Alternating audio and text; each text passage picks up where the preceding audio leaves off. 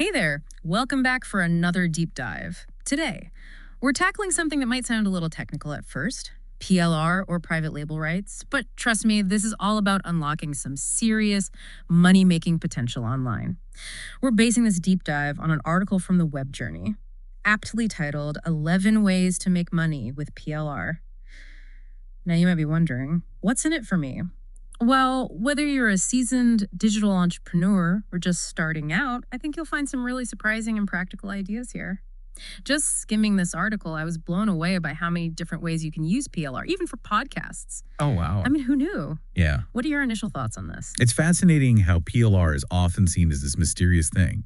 But when you break it down, it's really just a versatile tool for batting a business online. Yeah. You're right, the podcasting angle is particularly intriguing. But before we get ahead of ourselves, let's make sure we're all on the same page. For anyone new to this concept, what exactly are private label rights? Yeah, I think a little PLR 101 is definitely in order. Imagine you're a fashion designer. You could spend hours sourcing fabrics, creating patterns, and sewing everything from scratch. Yeah.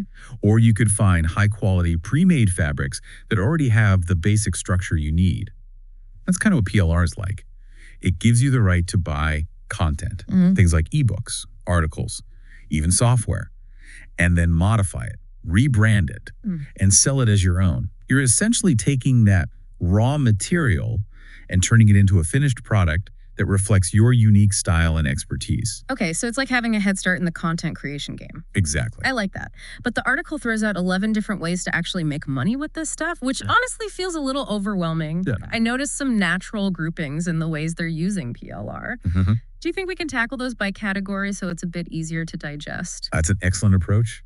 By grouping these methods, we can start to see the bigger picture and how they connect. Looking at the article, 3 core categories emerge: direct sales and reselling, content creation and enhancement, and audience building and engagement. Perfect. Let's start with direct sales and reselling, since that seems like the most straightforward approach. Okay. The article talks about selling PLR content, as is to your email list, using something called solo ads, which we might need to explain. And even on Fiverr, which I found surprising, is Fiverr really a good place to sell PLR? It can be, but it requires a strategic approach. You see, Fiverr is a very competitive marketplace. So you can't just upload any old PLR content and expect it to sell. Right. You need to stand out. Think about offering niche-specific packages, combining PLR with other services like customization or design, or really mastering Fiverr's marketing tools to reach the right buyers. It's less about the platform itself and more about how you position and present the product. So it's all about adding value and making it unique, even if you're starting with pre-made content. I get it. But if I'm being honest, the idea of just reselling PLR content as is makes me feel a little, I don't know, ethically iffy. I understand your hesitation. We'll definitely dive deeper into the ethical considerations and the importance of adding your own unique touch to PLR later on. But before we move on from this direct selling category, there's another interesting method mentioned in the article that I wanted to highlight. Using PLR to boost affiliate sales. Essentially, you could offer a PLR product as a bonus to incentivize people to buy something else you're promoting as an affiliate. Affiliate marketing is where you earn a commission for recommending other people's products. And this is a great way to sweeten the deal and increase your chances of making a sale. That's pretty clever. It's like a value add that doesn't require you to create something entirely from scratch. So you're promoting a course on website creation as an affiliate. Right. You could throw in a PLR ebook on SEO as a bonus to make the offer even more appealing. Exactly. It's a win-win for both you and the buyer. It's all about strategic bundling and understanding what your audience truly values. Now, speaking of creating value, that brings us to our next category, content creation and enhancement. Here, the article suggests using PLR to create mega packs, essentially bundling several PLR products on a related theme. To increase the overall value proposition, imagine taking a bunch of PLR resources on social media marketing, packaging them together, and offering them at a discounted price. Have you ever thought about creating something like that? Actually, I have. Oh, wow. I've been toying with the idea of creating a resource library for aspiring podcasters, filled with templates, scripts, maybe even some audio elements to help them get started. Using PLR could be a great way to get that off the ground quickly and offer a ton of value up front. That's a brilliant idea. Yeah. You're already thinking about how to package and present the content in a way that's truly valuable and solves a specific need for your audience. The article also emphasizes repurposing PLR content into different formats. You could take those podcasting resources and turn them into ebooks, mini email courses, and yes, even use them to create actual podcast episodes. Now, this is where things get really interesting for me.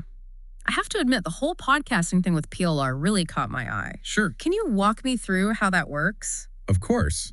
It's definitely a less common approach, but it has a lot of potential. You could use PLR scripts as a foundation for your own podcast episodes, adapting them to fit your style and audience. Or think about turning PLR articles into audio content, creating audiobooks, or educational series that people can listen to on the go. Okay, now we're talking. This could be a game changer for content creators who are intimidated by the thought of starting a podcast from scratch. But again, I can't help but think about the ethics of it all. Is it really okay to just read someone else's work verbatim and call it my own podcast? That's a great question, and it's something we need to address head on. While PLR can save you time and effort, it's absolutely crucial to add your own unique value and perspective. Simply regurgitating pre-written content won't resonate with your audience. Think of PLR as a foundation, not the entire house. You still need to add the walls, the roof, the personality, all the things that make it truly yours.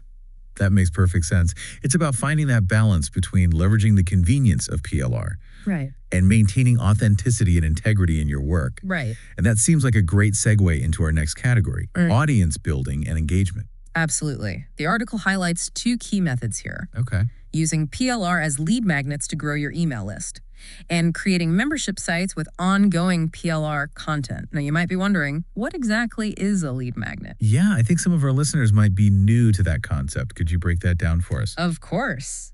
Imagine you're offering something valuable for free, like an ebook, a checklist, or a mini course, in exchange for someone's email address. That freebie is your lead magnet. It's like a little gift that entices people to join your email list, which is one of the most valuable assets you can have as an online business owner. And guess what? You can use PLR content to create those lead magnets without having to create everything from scratch. That's brilliant. So you're essentially using PLR to attract new subscribers and build your audience. What about these membership sites? How does PLR fit into that equation? Well, membership sites are all about providing exclusive content and community access to paying members. It's like having a VIP club for your most dedicated fans. Okay. Now imagine you're running a membership site for gardening enthusiasts. You could use PLR to create monthly planting calendars, design templates for raised garden beds, or even offer a pre-written mini course on companion planting. It's a way to provide consistent value to your members without having to create everything yourself. Wow, I'm starting to see how versatile PLR can be. You can use it to sell products directly, enhance your existing content, build an audience, and even create recurring revenue through membership sites. But before we go any further, I think it's important